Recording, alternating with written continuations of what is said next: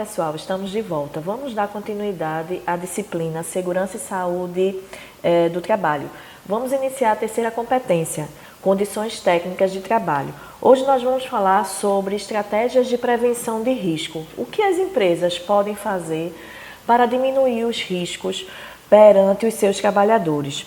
Bom, a organização, como uma cultura de conscientização, preza dois grandes princípios: o respeito à integridade física dos trabalhadores e a melhoria contínua do ambiente de trabalho. E como ela pode utilizar desses dois princípios para minimizar as prevenções, para minimizar os riscos, Os acidentes, doenças e custos são prevenidos e reduzidos no dia a dia de trabalho, na realização de todas as tarefas dentro dos cargos específicos da organização. Então, a organização, visualizando os possíveis riscos, pode utilizar duas grandes ações: a identificação e o controle desses riscos e a prevenção desses riscos. Vamos entender como isso funciona na prática.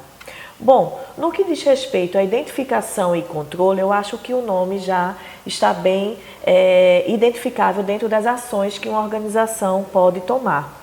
Então, para ser avaliados os riscos, é necessário uma análise preliminar da situação, ou seja, deixa eu entender como essa organização está, de que forma esses trabalhadores estão trabalhando, para a gente entender os riscos que podem ser cometidos.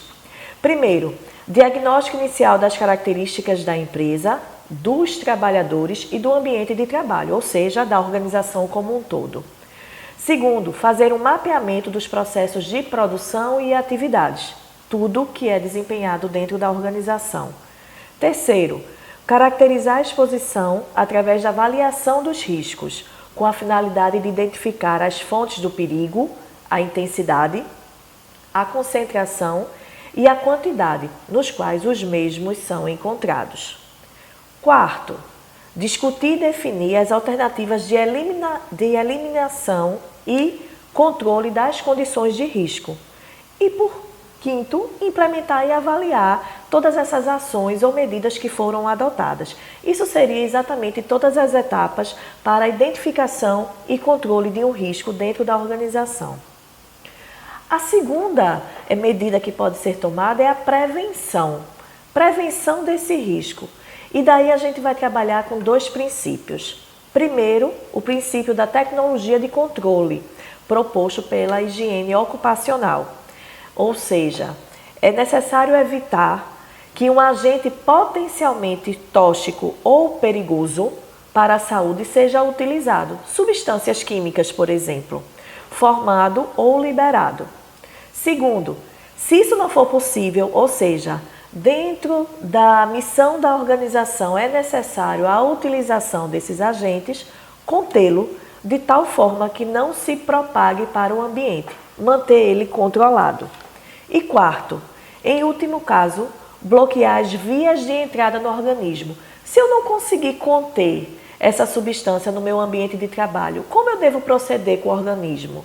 O organismo, no caso, o colaborador, o funcionário exercendo sua atividade. A gente vai ver isso daqui a pouco. Outro método utilizado é o processo para controle do risco, que passa por algumas medidas. A primeira medida é a medida construtiva de engenharia. Atuam sobre os meios de trabalho, ou seja, equipamentos, máquinas e edifícios. Inclui os equipamentos de proteção coletiva, onde a gente já vai definir esses equipamentos. Então, como eu posso fazer isso? Eliminar ou reduzir os riscos ou envolver o risco nesse processo no equipamento de proteção coletiva. A segunda medida é uma medida organizacional, limitação do número de expostos ou do tempo de exposição, ou seja, afastar ao máximo os trabalhadores que necessariamente não precisam estar manuseando com uma determinada substância, por exemplo. E a terceira medida é a medida de proteção individual ou adicionais, utilização dos equipamentos de proteção individual, ou seja, quando eu não consigo conter esse risco no meu ambiente de trabalho, eu preciso proteger esse homem, e eu protegendo através do equipamento de proteção individual. Vamos falar um pouquinho desse equipamento de proteção. eu começo a falar do equipamento de proteção coletivo, ou seja, aquele que todos os trabalhadores irão ao mesmo tempo utilizar. Os equipamentos protegem vários trabalhadores ao mesmo tempo e otimizam o ambiente de trabalho. Tem por objetivo proteger os trabalhadores dos riscos inerentes ao processo, a um processo de produção, por exemplo. E também aumento da produtividade, pois diminui os efeitos de perdas em função de melhorias no ambiente de trabalho.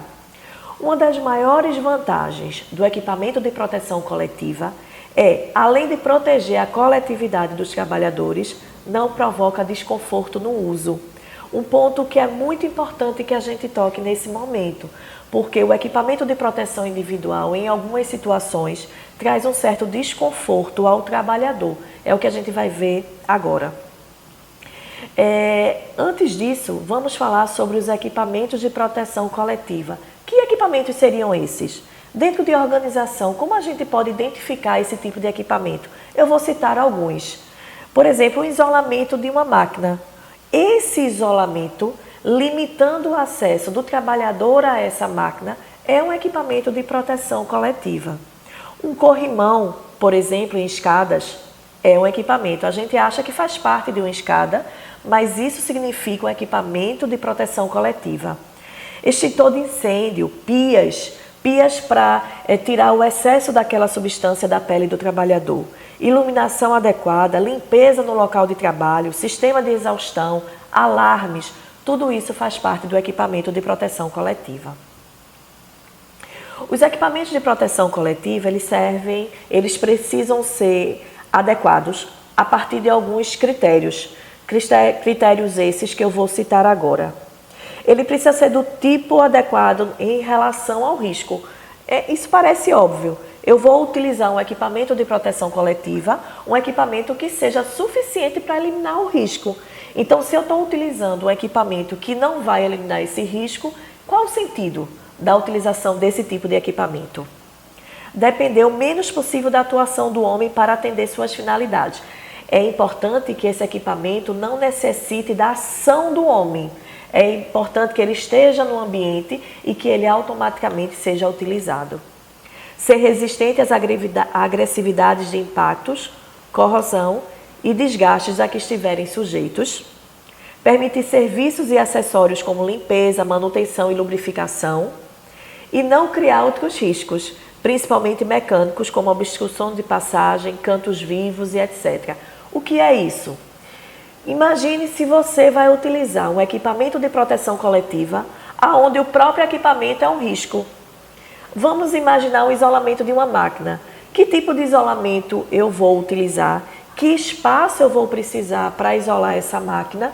Uma vez que, se eu limitar o espaço de passagem do colaborador, eu posso estar colocando esse trabalhador no risco secundário, ou seja, um risco a partir de um equipamento de proteção coletiva. E o equipamento de proteção individual? Qual é a diferença? A diferença parece ser básica. Equipamento de proteção coletiva, todos usam ao mesmo tempo.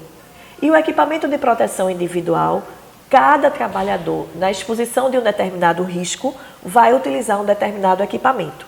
Então, definição: dispositivo de uso individual, destinado à proteção de integridade física e de saúde de apenas um trabalhador, ou seja, cada um individualmente. Quando não for possível adotar medidas de segurança de ordem geral para garantir a proteção contra os riscos de acidente e doenças ocupacionais, deve-se utilizar os equipamentos de proteção individual. Ou seja, quando eu não consigo utilizar equipamentos de proteção coletiva, eu preciso necessariamente ir em busca de um equipamento de proteção individual para salvaguardar a saúde e a integridade física daquele trabalhador. Exemplos. Nós demos exemplos dos equipamentos coletivos. E agora, os individuais? Os individuais são mais fáceis, são aqueles que o próprio trabalhador vai utilizar, como luvas, botas, capacetes, jalecos, protetor auricular. Então, o que é que acontece? Nas situações, não quer dizer necessariamente que em 100% do tempo daquele trabalhador, dependendo da exposição dele, ele vai precisar utilizar esses equipamentos. Em algumas situações, ele só utiliza quando ele está na exposição do risco. Então, existem sinalizações dentro de uma empresa que ajudam a orientar o trabalhador na devida utilização dos equipamentos de proteção individual. A sua utilização ocorre rotineiramente ou excepcionalmente, né? Nas seguintes situações. Quando o trabalhador se expõe diretamente ao risco, por exemplo, quando ele precisa usar óculos num procedimento de solda.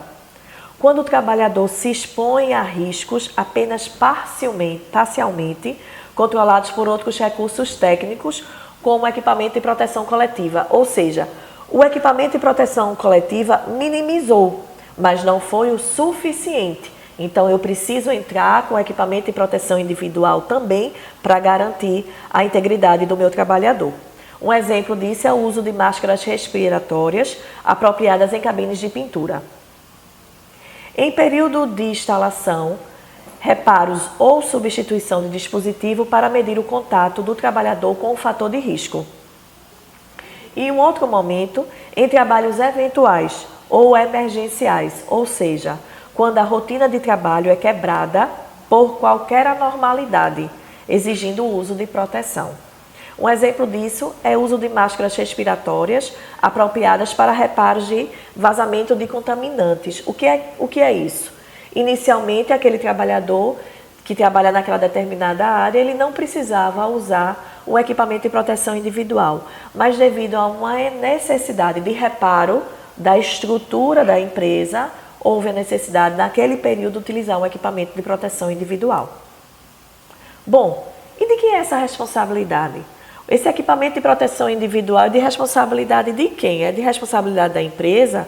É de responsabilidade do trabalhador? Como funciona isso dentro da...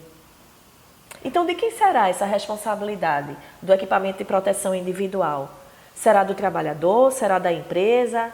Existem alguns órgãos que regulam isso. Então, a gente tem uma legislação que vai falar sobre isso e que vai regular isso dentro da organização. Então, vamos lá. O profissional que ficar responsável pela seleção de EPI a ser usado deve ter, no mínimo, o conhecimento do equipamento, das condições em que o trabalho é executado, do tipo de risco a ser prevenido, da parte do corpo a ser atingida, das características e qualidade técnica do EPI, do grau de proteção que o produto deve proporcionar e se ele possui o certificado de aprovação do Ministério do Trabalho e Emprego. Lembrando que, geralmente, o departamento que cuida do EPI é o SESMIT, o Departamento de Segurança e Medicina do Trabalho, aonde também, na maioria das vezes, um profissional qualificado que tenha conhecimento de todo esse procedimento de risco para, assim, conseguir eleger o melhor equipamento de proteção individual para aquele trabalhador. Na legislação, a norma regulamentadora é a norma ANR6, que cuida efetivamente dos equipamentos de proteção individual. A fabricação do EPI, tanto nacional quanto importado, ele só poderá ser colocado à venda no Brasil ou para uso de indicação a partir do certificado de aprovação, o que a gente chama de CA. Este documento deve ser expedido pelo órgão nacional competente em matéria de segurança e saúde no trabalho do Ministério do Trabalho e Emprego. A responsabilidade do empregador em relação aos equipamentos de proteção refere-se a adquirir o EPI adequado, exigir do trabalhador o seu uso, fornecer aos funcionários apenas EPIs que sejam aprovados pelo órgão nacional, orientar e treinar constantemente o seu trabalhador, responsabilizar-se pela higienização e manutenção periódica desse equipamento, comunicar ao Ministério do Trabalho qualquer irregularidade observada e registrar o fornecimento de EPI, ou seja, um dos documentos de entrega do EPI ao funcionário precisa estar registrado e documentado na organização. Responsabilidade do empregado em relação ao uso do EPI. Utilizar o EPI apenas com a finalidade a que se destina. Capacete na cabeça, óculos nos olhos. Então isso é muito importante. Não utilizar os equipamentos de proteção com outra finalidade. Responsabilizar-se pela guarda e conservação. Comunicar ao empregador qualquer alteração que o torne impróprio para uso.